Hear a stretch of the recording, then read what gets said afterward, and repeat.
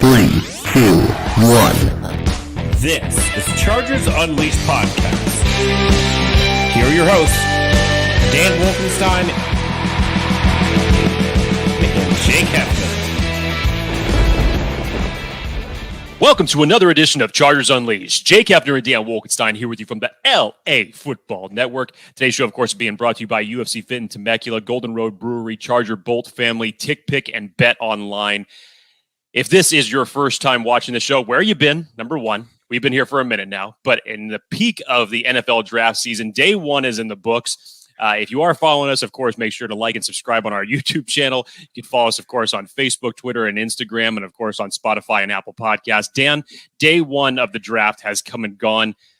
We expected chaos. We expected a shit show. We expected craziness.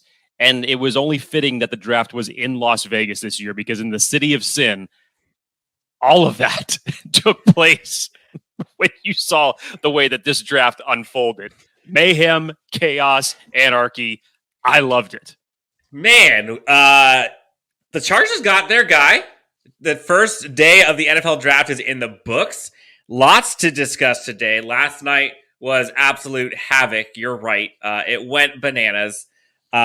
Things went the way the Chargers would have liked in some scenarios. Things went the way we would not have liked in some scenarios. So today, we're going to talk about all things Zion Johnson, what that pick means to the Chargers. We'll also talk about kind of what's next for the team, like who we expect the team to go after, who are some guys that we like in round 2 and round 3 for this day 2. But Jake, I was there with you. Day 1, clock starts. Right off the bat, we waste no time. Pick number 1, Travon Walker, a sign of what things were coming because it felt like there were times where we were sweating as a Chargers fan base. There were times we were rejoicing, but I'm not going to lie. That time from like 10 to 15 was gut check time for me in many regards.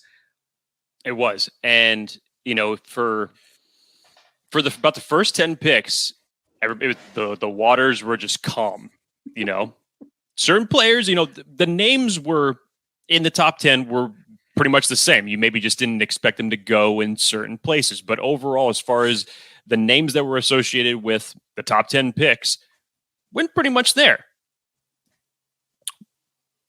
Then it's like someone made a call and said, "Hey, man, we need some chaos. What can you do for us? Hades, what can you do for us down here? Come on, we need something." And sure enough, all hell just broke loose at that point in time.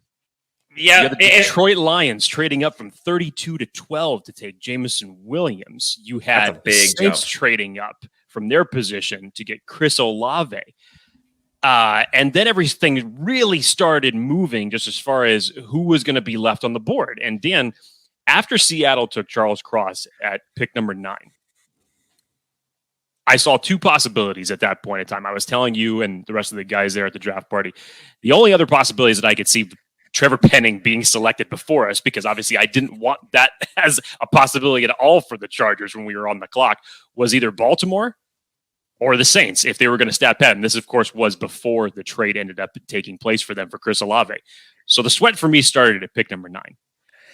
And as it fell, and especially as we saw Kenyon Green go to the Houston Texans at 14, just before the Chargers, we were put in an awkward position. Dan, I put my head to the floor when I'm listening to Goodell say his first sentence with the 17th pick, the Chargers select. And already in my head, I'm already starting to say the name Trevor Penning because I'm just expecting that that's what it's going to be. And curveball, there's someone smart in the Chargers organization because they picked Zion Johnson. Can you believe it? Can you believe it? Zion Johnson. I literally thought all the tea leaves that we have followed, everything that for whatever, you should be listening to Daniel Popper as far as, especially when it comes around draft time, because he definitely knows what he's talking about. And he said flat out, if any one of the 4 tackles are remaining for the Chargers at 17, that was the surefire bet that they were going to do. And sure enough, we have been hearing these recurring stories that the Chargers had another plan at offensive tackle if it made sense for them, that they could move Matt Filer to right tackle. And we'll get into this in a little bit as far as the overall details. But Zion Johnson plugging him in and being part of this offensive line that includes Corey Linsley, Matt Filer, Rashawn Slater. Wow. Now, before we get into kind of the discussion topics of this, I do want to make this clear. Jake, and I don't want to speak for you, Jake. I'll speak for myself, and I'll let you you take the floor next. I am very happy that at 17, with the players left, the Chargers picked Zion Johnson. I think he was the best player available on my board, and I'm very excited that the Chargers actually went BPA instead of reaching for someone. You heard Brandon Staley in his press conference talking about, like, we don't want to reach for a guy. There was that quote-unquote worst-case scenario that I'd put out previously about, like, worst-case scenario is all of our, home run moonshot picks, i.e. Rashawn Slater last year, all those types of guys, the Crosses, the Stingleys, the Williams, people like that, those guys all went. And so then after that, all right, who's the next best player? And to me, it felt like it was going to be Penning, McDuffie, or Zion. And I think collectively, all of Chargers fan base was it seemed like, at least looking on Twitter, just please don't be Penning. Like, I felt like everyone was like, as long as it's not Penning, we're good. And in my eyes, the Chargers went out and got the best interior offensive lineman in the draft, even though he was technically the second one picked. I would take Zion over the other guy. This guy's a beast, man. I don't think he's allowed, 2 pressures all of last season. He's, in my eyes, I've seen highlights of him play left tackle. I've seen highlights of him play guard. I've seen highlights of him mauling people, wide open C's, it seemed like. He's not only going to be a protector for Justin Herbert, obviously Austin Eckler, but I think he's going to, like you said, kind of steady the offensive line. And when you're building for a franchise that wants to compete year in and year out, you hear Brandon Staley talk about it. You have to win in the trenches. And you can argue they got the strongest guy in the draft for the interior of the offensive line. And with that, you can't be upset with it. You just can't. Now, are you over the moon excited? Is that the best play the Chargers could have possibly drafted in this entire draft? No. But did they make the right pick at 17? 100%. Before I get into my thoughts on this, speaking of the right pick, we want to just remind our listeners that our partners over at BetOnline continue to be the number one source for all your betting needs and sports info. Find all the latest sports developments, including updated odds on the NBA playoff, on UFC fights, and even the season's futures. And don't forget that the MLB, of course, is back and well. Who are you picking to win the World Series? Dan, do you have a choice? I would like to say the Padres at this point. Okay. BetOnline is your continued source for all your sports wagering needs, including live betting and your favorite Vegas casino and poker games. It's super easy to get started, so make sure that you go to the website today and use your mobile device to join and use the promo code BELIEVE, that's BLEAV, to receive your 50% welcome bonus on your first deposit. BetOnline, where the game starts. So, Dan, back to your overall assessment of this. Given the way that we figured how the board was going to go, we all had our long shot picks as far as who would have been the dream scenarios, who we really, really, really would have wanted to have there. A Derwin James type of a moment of him falling that far, or a Rashawn Slater moment from last year of him falling to there. Jordan Davis all of a sudden, you're right, exactly. Jordan Davis for a minute there started to look like he was going to fall. It's the run on the wide receivers that was that was gone like that. I mean, and honestly, that's what I expected. I truly believed that without any trades, at least 3 wide receivers are going to go, and then the trades came, and you were only left with Treylon Burks there. So I didn't see the value in selecting him. As much as I'm a fan of Treylon Burks, I didn't see the value there at 17. And then, of course, with the tackle situation, you have Trevor Penning, who's the last of the big 4 there. A lot of criticism. Again, I hope from the standpoint of his career that he can get it fixed. But for what this team needs as far as the immediate starter goes, I know he was just taking a couple picks after the Chargers selected. Ultimately, the Saints ended up getting their wide receiver and their left tackle to replace Teron Armstead. But when you look at an overall skill set as far as football IQs, and Dan, like you mentioned, the the aspects of pressure, interior offensive line prowess, getting to the second level, and ultimately versatility, which is something that the Chargers have valued in their players, no matter what position it is, for years now. This was the logical pick with who was going to be remaining on the board. The Chargers couldn't get that aggressive because they had already traded away a second-round pick for the Khalil Mack trade. So you didn't have that much ammunition to work with. And personally, with the other teams that were trading up for wide receivers, you probably would have been outbid by some of these other teams. Bingo. On the flip side of things, for the people like myself who were looking for a trade down scenario, when you look at what New England did at 21, with them trading back all the way to 29 and ultimately selecting Cole Strange, I personally believe that Zion Johnson was their target at 21. And the Chargers really screwed that up for them. Really screwed that up. So if you were to trade back and you were hoping to still get Zion Johnson, in the early 20s, you probably wouldn't have gotten him. So this was the sweet spot, especially with Kenyon Green going just 2 picks before you. This was the opportunity to get your guy. And now you have another staple to protect Justin Herbert for the next decade. I thought this was a great selection by the Chargers. It was a great selection. And I do want to give just like a minute or two for the folks who are kind of on each side of the aisle when it comes to either like they're through the roof excited, and then the folks who are kind of like wondering like what they should feel. And I've seen it a bit, and I wanted to kind of just shout out for a second. There's like this chasm between the excitement and like the fever of people who are so upset and don't understand it. And then they're kind of like going back and forth. And like, I can't believe you thought this was good. It's good. Okay. When I watch, and again, this is my personal opinion, when I watched the press conference of Telesco and Staley right after the pick was done, not only did they both look exhausted, but they also, in my eyes, didn't seem like they were, through the roof, over the moon excited like they were when they got a Rashawn Slater. Now, that doesn't mean they didn't like the pick. It doesn't mean that. But it also doesn't mean that that's the guy that they wanted all along when the draft started. And I think that there's something to be said about, like, it's okay. Like, do I think this is an A-plus pick for the Chargers? No. Like, I think a Charles Cross would be A-plus. I think having some other guys that you could have probably gotten at a better quote-unquote value, if they quote-unquote fell, would have been an A-plus. But is it the right pick for the Chargers? Absolutely. And I see it as they did the right thing at 17. But if you're upset, or if you're kind of wishing that they would have gotten some of those other guys, like, that's okay. Like, that's okay. But there isn't, I don't think anyone who says this is a bad pick doesn't understand what it takes to succeed in the NFL. Like, you can't be upset getting the best interior offensive lineman for your generational quarterback to go alongside of Corey Linsley, Rashawn Slater, and Matt Filer. You can't be upset.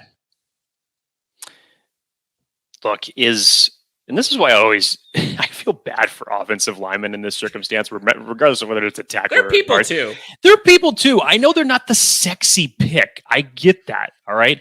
And, to me, there were 2 players left on the board as far as the smart, safe decision to go with. And that was either Trent McDuffie, who had been linked to the Chargers in a lot of different mock drafts. A lot of people were predicting that they could go corner there. And trust me, Trent McDuffie was my CB3. I love Trent McDuffie. But Dan, as you said, the Chargers had a major gap to fill when they came into this at right tackle. It was still unknown at that point in time whether Ode Ibushi was going to be coming back at right guard.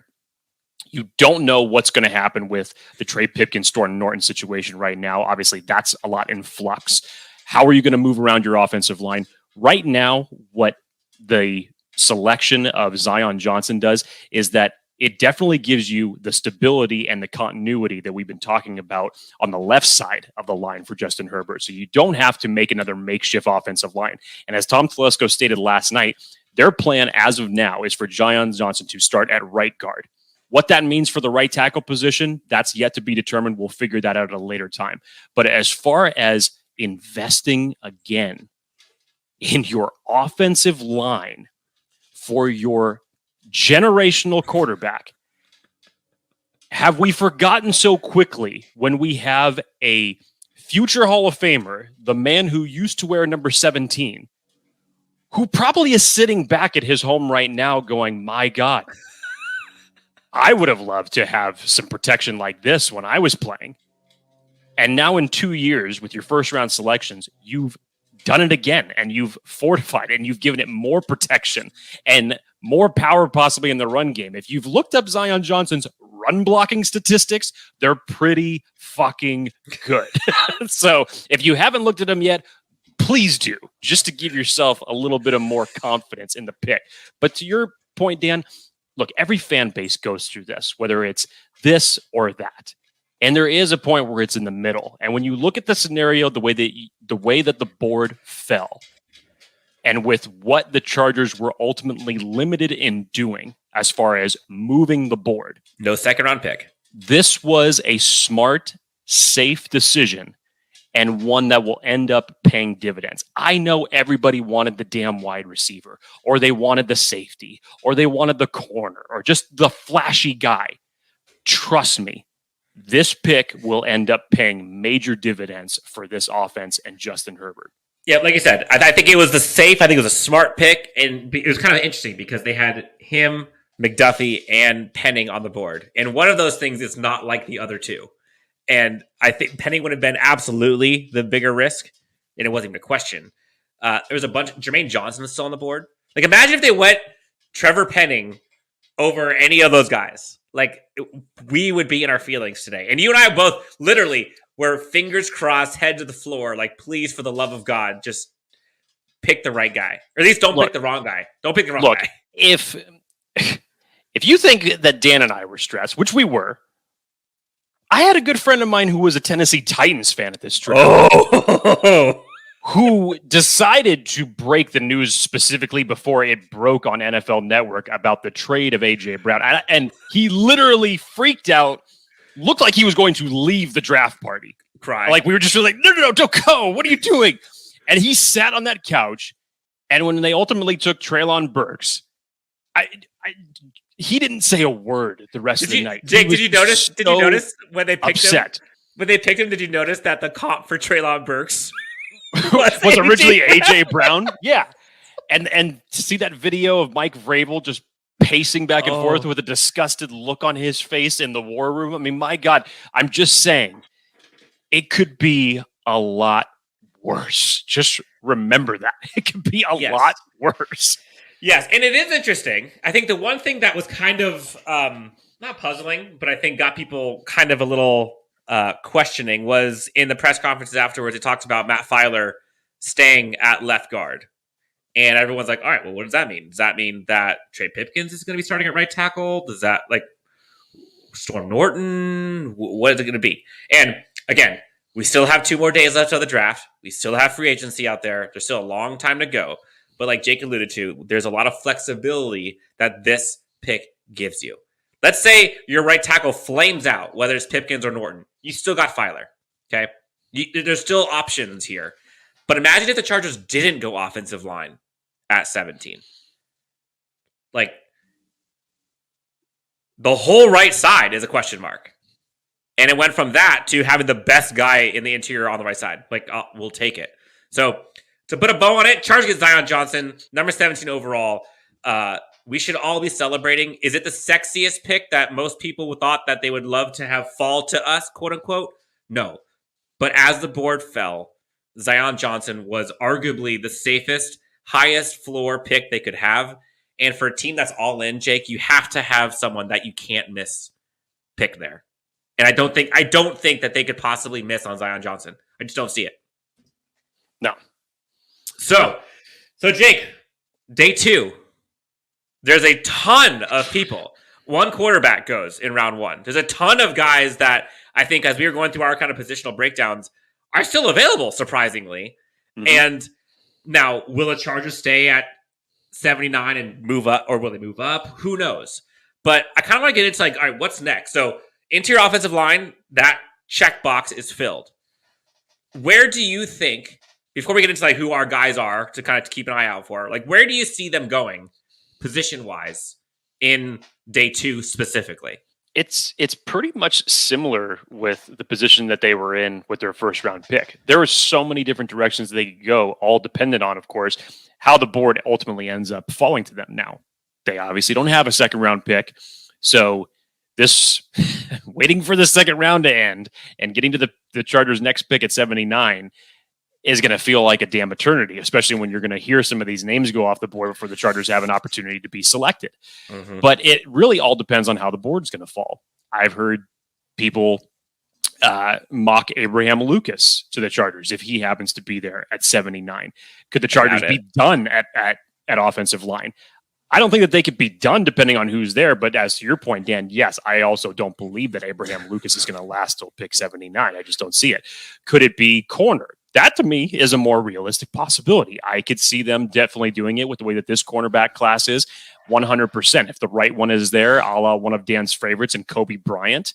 Other guys that I think is what the interesting part about this is, and I was talking to Alex about this yesterday on Guilty as Charged, was, there are people that originally we would believe before we really delve deep into this that have, oh yeah, he's got a third or a fourth round grade. And then as we really start getting into it, we're like, oh no. They're not going to last until that that certain round. But DB is definitely a possibility depending on where that falls. Dan, wide receiver may be the most enticing one.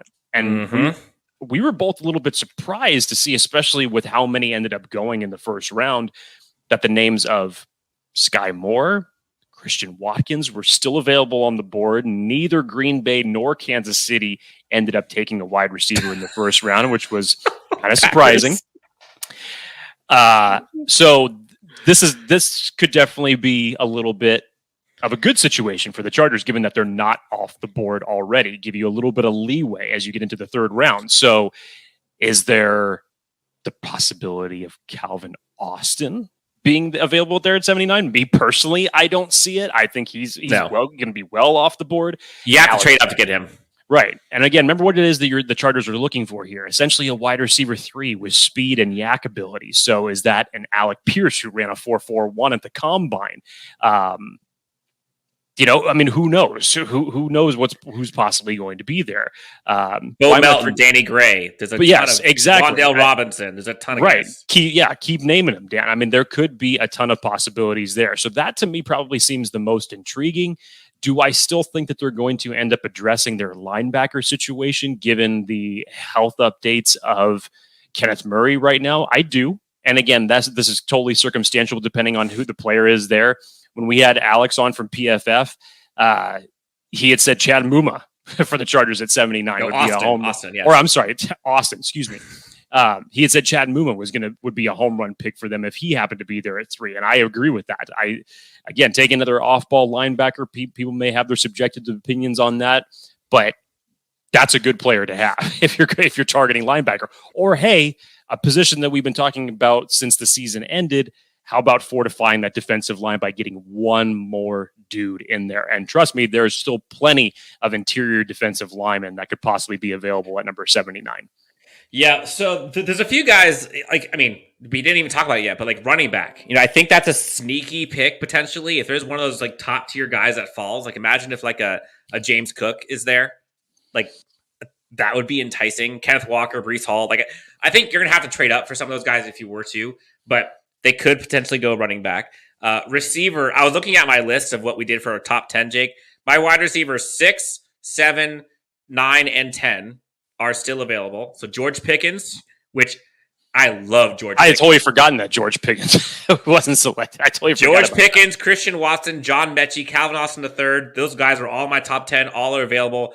Then you got guys who, again, if we'd have to trade up for these guys, but a Sky Moore is still available. Wan'Dale Robinson might still be there. Khalil Shakir out of Boise State, love him. Bo Melton, Danny Gray is a freaking burner.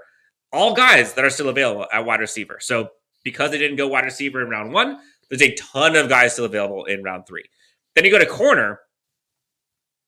Jake, if the Chargers want to get aggressive at corner and somehow trade up to round 2, Jake, my CB 4, 5, 6, 8, 9, and 10 are all available still. Andrew Booth, Coby Bryant, Roger McCreary, Jermaine Waller, Alontae Taylor, and Darian Kendrick, all in my top 10. Alontae Taylor would be such a perfect fit. And I forget where you had Marcus Jones ranked. He was in honorable mentions. I think I had him as 12. I would love it if he fell to 79 I would absolutely love it. And I think just solely based on height, he may fall that far. But how about Kyler Gordon, the other Washington kid? I don't think he's not going to be there again. A lot of these are going to have to trade up for. But then you said defensive line. The only two guys on my list went yesterday. Phil Mathis, Travis Jones, Perrin Winfrey, John Ridgway, Marquand McCall, all are still there. Matt, like John Ridgway, I would take. Somehow Perrin Winfrey's still there. Phil Mathis, like, yes, please. So a ton of guys still there. And again, like, obviously, we're only one day through the draft. But I think them going Zion Johnson in the first round, I think opened the door to us being able to still go BPA in the next round. If they didn't go offensive line in round one, like they had to go in round two. They had to. There's no way. You can't go into the offseason into the season with two open spots in your offensive line. You just can't. Yep. So is there like what's your feeling like going into day two? Are you feeling like nervous? Are you feeling excited? Do you feel like pumped given what we just saw in round one? Like what's your appetite like for this day? Having to get through round two is going to be tough because I can already sense who I know is going to be coming off the board, especially with who's available. One of my favorites, who I had originally predicted to go to Tampa Bay in the first round, is probably going to go when the 33 pick is announced at the start of round two, and that's Travis Jones to the Tampa Bay Buccaneers. But that's my gut telling me that. One of my favorite prospects in this draft. But then you get into that, Dan, as we were saying, Christian Watkins is still available. Sky Moore is still available. George Pickens is still available.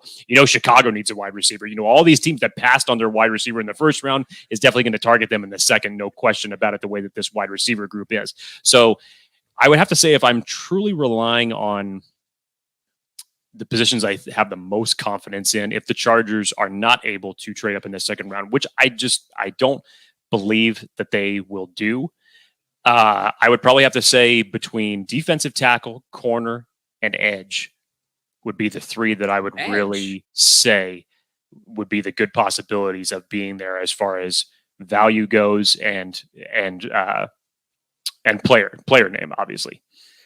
Yeah, I think value probably interior defensive line. I think you're going to see a lot of guys there that you could probably get for some value. Honestly, corner too. I think there's a lot of guys at corner that you can still take that in my eyes, I'm way higher on than other people. So, and again, like the Chargers already have J.C. Jackson, Michael Davis, Lance Samuel Jr. Like they've got guys. Yes. So do they need a CB1 or CB2? No. But Dan, what I was telling you also, I mean, it's funny. I already just forgot the three positions that I said that were possibilities of being there at 79. The aspect of receiver, because we were talking about this prior to the draft, much like the Chargers spent 3 out of their last 4 picks last year investing in the offense. I definitely see that as a good possibility of that shifting today, with one exception. Because this wide receiver class is so deep, and again, depending on who's there, even though I predict that a lot of them are going to come off in the second round before the Chargers have an opportunity here, if a Cal Austin is there, you should be very, very happy if the Chargers' target is indeed wide receiver. And then after that, the rest of the draft should be nothing but defense. Last question before we get out of here. We've got to start prepping again for day 2, which can't wait. Is there a prospect or two that you would be excited for the Chargers trading up for? Trading up for? You saying trading up into the second round? Is that what you're trying to get me to say? Trying to engage me in some trade up talks that Jake Hefner is traditionally always against? Generally, you're opposed to trade up, but there are some guys that, holy shit, if we pick them, dream come true. I mean, any of the top wide receivers that are still on the board, first off, I would be surprised if they would trade up that far to grab one of them.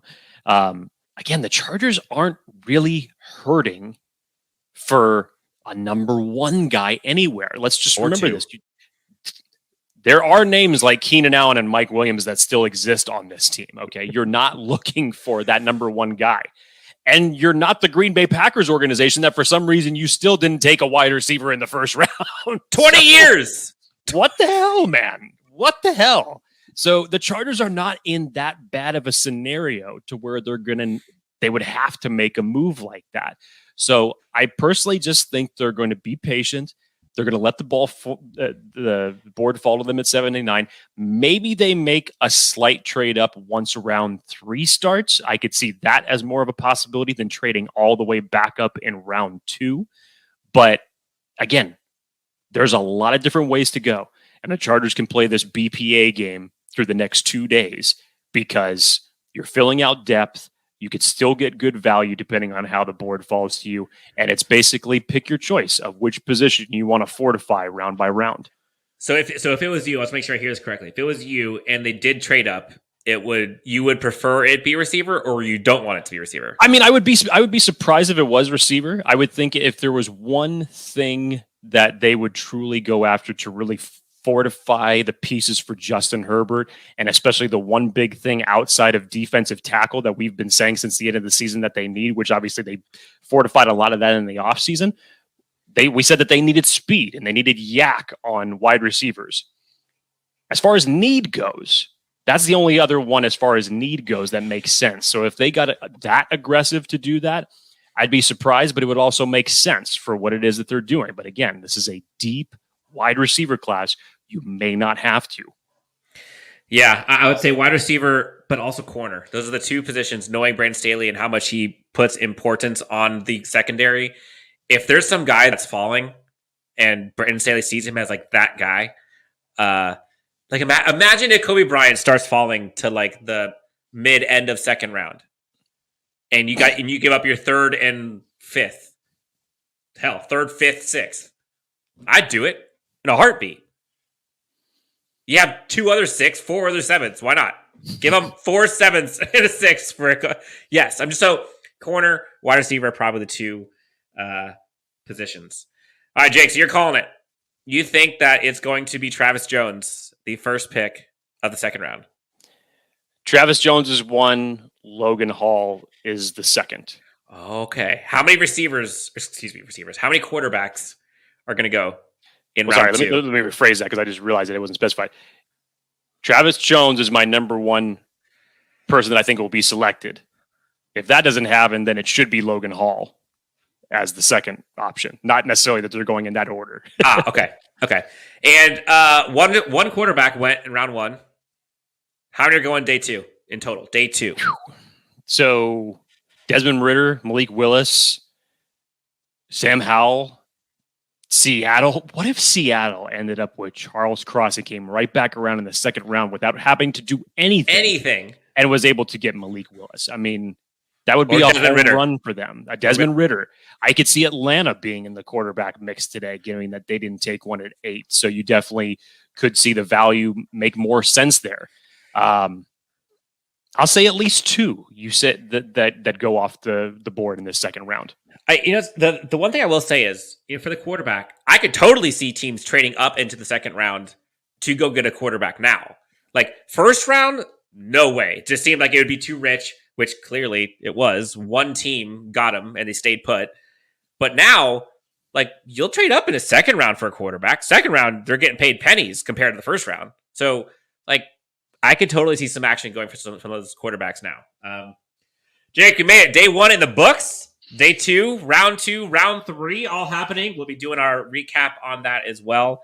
Anything else you want to tell the great people of Chargers Nation before we head out of here and get ready for day 2? I'll say the same thing that I told Alex when we got off the show yesterday, that hopefully when we come back on here, it'll be with a smile on our face to say we got a great player to add to this team. And we did it in day 1. We're hoping for the same in day 2. Zion Johnson, your newest Los Angeles Charger, one of the smartest guys in the room and one of the most important draft picks for this team because, look, Justin Herbert is that important and the offensive line is fortified. Until next time, you can find Jake Hefner and his backwards hat at Jake T. Hefner on Twitter. Myself at Chargers Homer. LAC_Unleashed is the podcast handle. Again, subscribe anywhere you find podcasts. Give us a like, review, and we will talk to you next time. Thanks so much for tuning in, and we'll see you on the other side of day